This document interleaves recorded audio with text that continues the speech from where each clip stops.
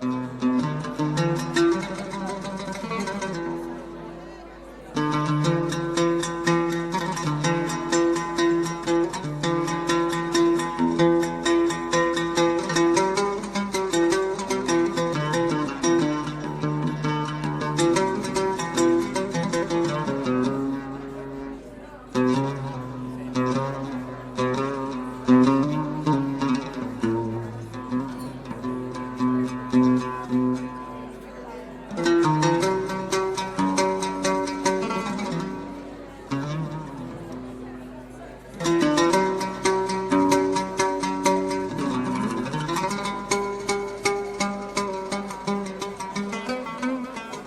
name is Colm Ryder, for those of you who do not know me. I am an ex-development worker. I always consider myself as a continuing development worker, really, in lots of different spheres, but I am an ex-development worker who spent a lot of time in Yemen, who loved the country, who had many challenges there, but loved every bit of it and lived every bit of it. And I think it's such a fantastic country, and I think you will find it out tonight, where we have a variety of different aspects of looking at Yemen in terms of tourism, in terms of the culture, in terms of the people, in terms of the politics, which of course most people now hear about as bad news on a day-to-day basis. So ahlan wa sahlan, I say a few words in Arabic if that's okay with everybody. Ahlan wa sahlan, كلكم جميعا إلى حد المسا خاصة أن الموضوع في بلاد اليمن. Thank you very much. Shukran, New Zealand. First speaker tonight is Brid Beeler. Situated at the southern tip of the Arabian Peninsula, Yemen is one of the oldest inhabited places on earth. Bordered in the north by Saudi Arabia and to the east by the Sultanate of Oman. It offers a rich blend of landscapes. The rugged mountains and terraced farming of the northern highlands reminds the visitor of the Himalayas. Imagine the rugged Himalayan landscape, where farmers till the narrow terraces by hand and the mountain air is devoid of pollution. Then picture Ireland and Scotland, with castles, round towers, and fortified stone villages, and you have Yemen, the roof of Arabia. It is an enchanted land where craggy mountains soar above lush valleys, warm seas, and vast sand deserts. Medieval villages, seemingly unchanged for centuries, hold comfortably to both cliffside and custom. The Romans, who tried and failed to conquer Yemen in 25 BC, called the place Arabia Felix, or Happy Arabia, because it was blessed with ample resources, pleasant climate, and a prime location at the crossroads of international trade routes. To the west lies the Red Sea and the Bab el-Mandab Straits that separates the continent of Africa from the Middle East.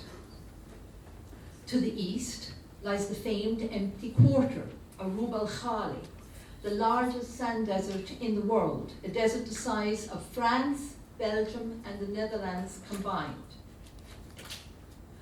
To the south, east of the coast of Mukalla in the Arabian Sea, lies the Socotra archipelago, with its unique flora and fauna, reckoned to be the next Galapagos of this century. Yemen is a country steeped in history, dating back to the Safavid Empire, when the Queen of Sheba once ruled this ancient land, and camel caravans traveled north along the old trade routes, carrying frankincense and myrrh, silks and spices bound for the Levant. Now, I've been traveling to and from the Middle East since 1987, and I first visited Yemen in 1991, after the first Gulf War. My husband and I, along with 2 other travelers, got permission to drive from Riyadh, Saudi Arabia, where we were living at the time, to visit Yemen over a 3-week period. But to our surprise, the Saudi-Yemeni border at Najran was closed. With a compass in hand, accompanied by a map and a smattering of Arabic, we set forth across Arub al-Khali. the empty quarter. We spent that very first night in Al-Buga, a walled city in the midst of the desert. Next day, as we meandered through mountains and valleys, I simply fell in love with this landscape, the people, and the simplicity of life. Given the other immediate problems that Yemen faces, speaking of tourism today may seem somewhat unimportant. However, tourism may prove to be one of the few bright spots in Yemen's future. Much of the basic tourist infrastructure remains, including major hotels, and these could be returned to operation. Once the current situation stabilizes, I expect tourism will emerge again as an important economic sector.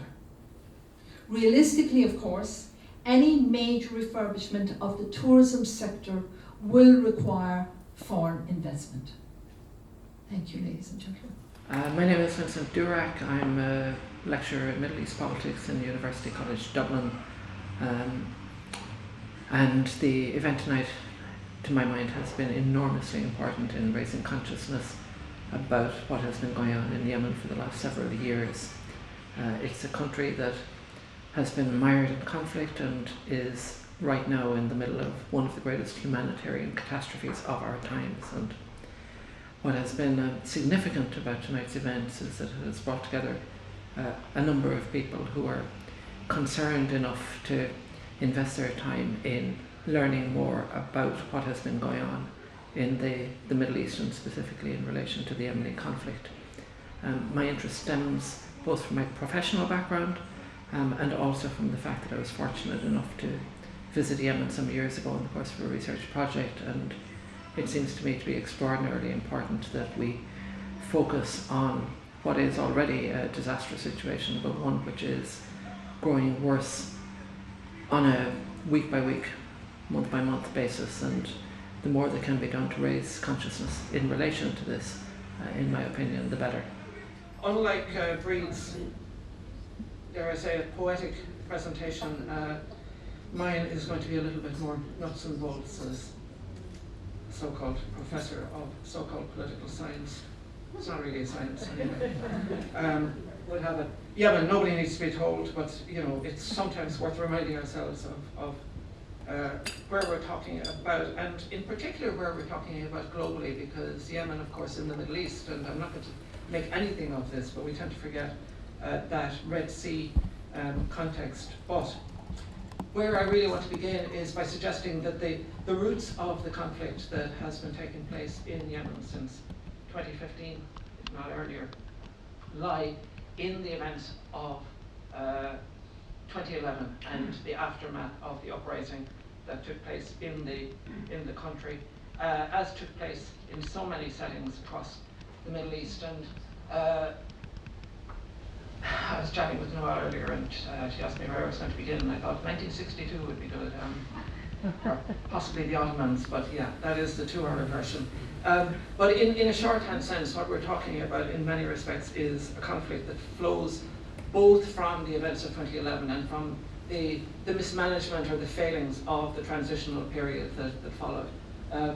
Transitional in the sense that what you see is, I guess, almost everybody here probably knows, what you see is the overthrow as a result of this extraordinary popular mobilization, the overthrow of a classic long-standing autocratic president in the person of Ali Abdullah Saleh, who is the dominant figure. And again, those of you who've spent far longer in the country than I have, and my visit was very short, dominated public and political life from the unification of Yemen in 1990 and previously from 1978. You know, these figures, many of whom, not enough of whom, met their ends, so to speak, politically, I stress, in 2011, who have been around for decades.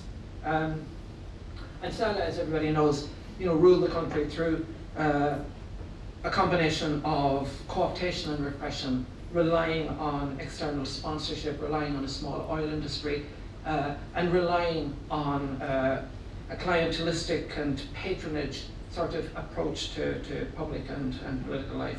And again, in a shorthand sense, what you see over the course of 2011, of course missed by the outside world, is the fact that there had been mobilization in Yemen against the regime from different sectors for years before all of this crystallized in 2011. Much again has happened elsewhere, but we don't pay attention to these things in the way that we should. What you do see when those very brave individuals began to protest is that very quickly, in a matter of months in fact, Salah is faced with opposition from just about every strand of political opposition, of political opinion. The initial youth protest movement, again, much as you see elsewhere in the region, quickly and opportunistically joined by opposition political parties, but also by significant regional actors, of course the Houthis, of whom I'll be saying so much more, but also quite often missed in the analysis of the conflict, and foolishly so, the Southern movement, the so-called peaceful Southern movement, which isn't a movement, it's a movement of movements. And again, like so many things in the Middle East, that complexity tends to be missed. I love you. I love you, I love you, and I love those who love you. And even if they stitched my lips, I will rip them apart only to repeat your name. Because I love you, I love you, I love you, and I love those who love you, and I yearn. I yearn for the day I see you stand on your feet in faith I hold close to my heart. I believe you will because I love you. I love you, and I love those who love you, but what do I know? What do I know, oh people of Yemen? You see, the truth is within my genes, and I belong under the shades of the trees as the sun tries to control all of me. But what do I know? I traveled miles away at the age of 4 to a land I called home. But my heart never approved because something was missing. And upon my eyes I sit above to unfold the truth, this inner beauty.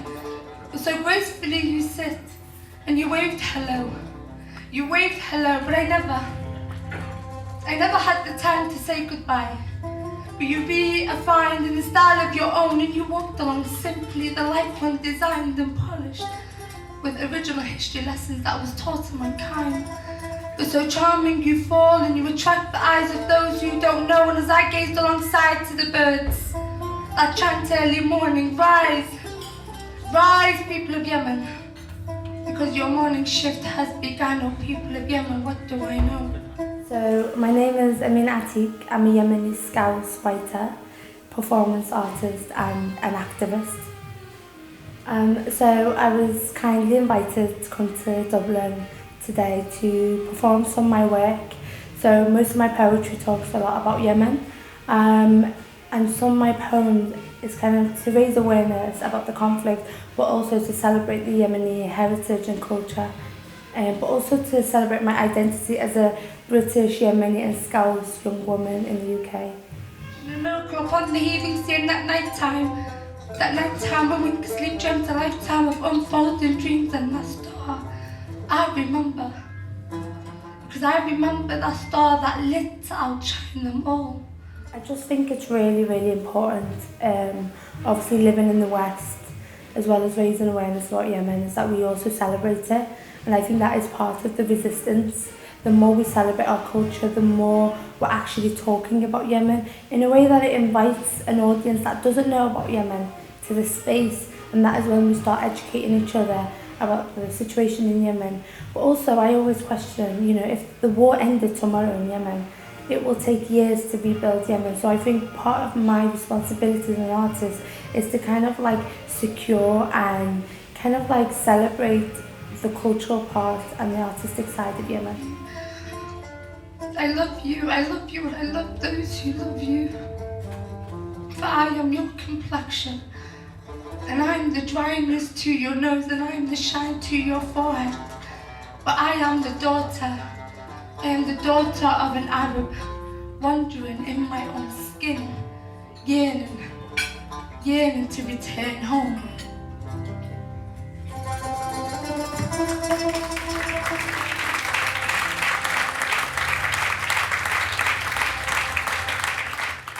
So please welcome Nawal Almaghafi.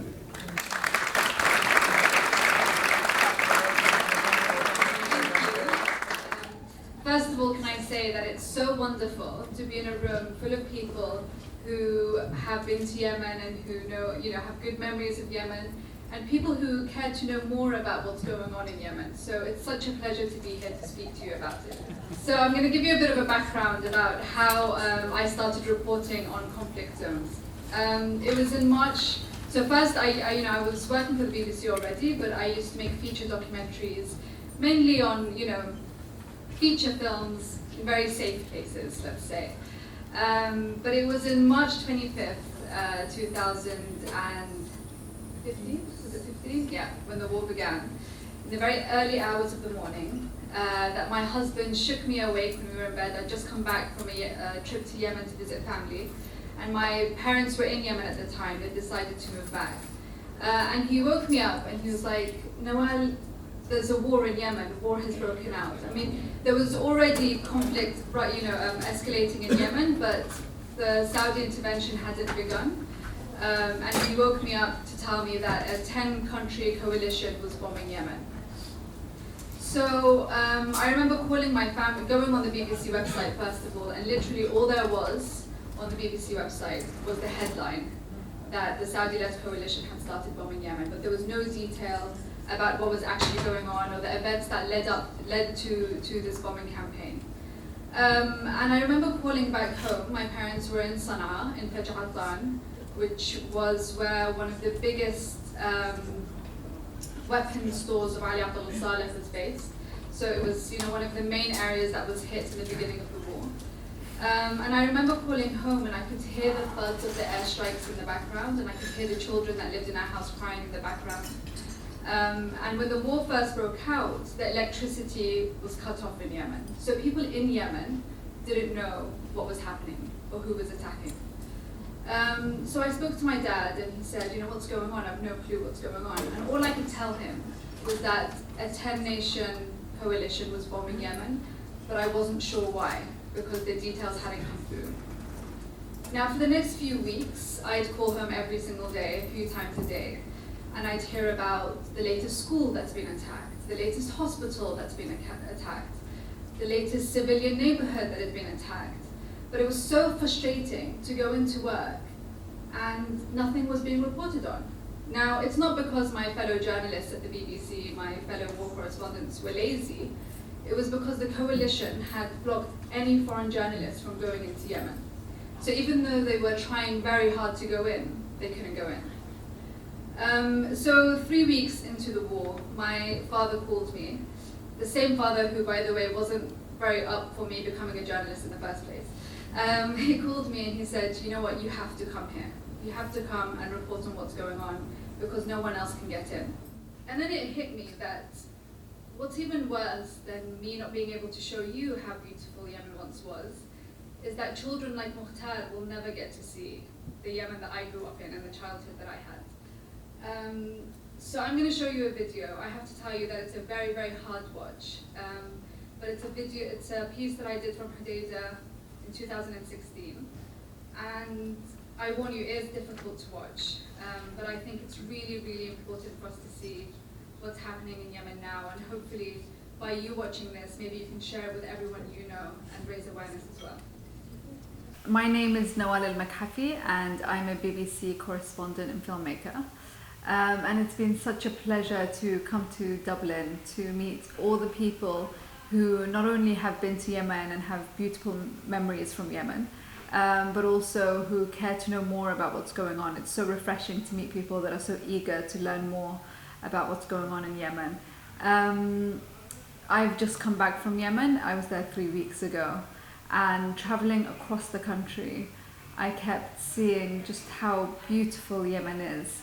And I'm heartbroken that the pictures we show people on TV are not that of the beauty of Yemen, but of the misery. So it was incredible to see Brid show just how stunning Yemen is and tell people about the different things you can do in Yemen and the different tourist attractions. I loved that part of the event. Celebrate the culture of Yemen, the beautiful dancing and the music. I haven't seen that side to Yemen, neither in Yemen in my travels in the last 5 years since the war started, or abroad. So it was incredible to bring those two elements together. and then just speaking to everyone about the politics, about what they can do to help Yemen has been really refreshing. Enough is enough. What Nawal has shown is that people are dying, children are dying. Enough is enough. Raise this awareness, please, to your MPs, to your colleagues, to your friends. Thank you.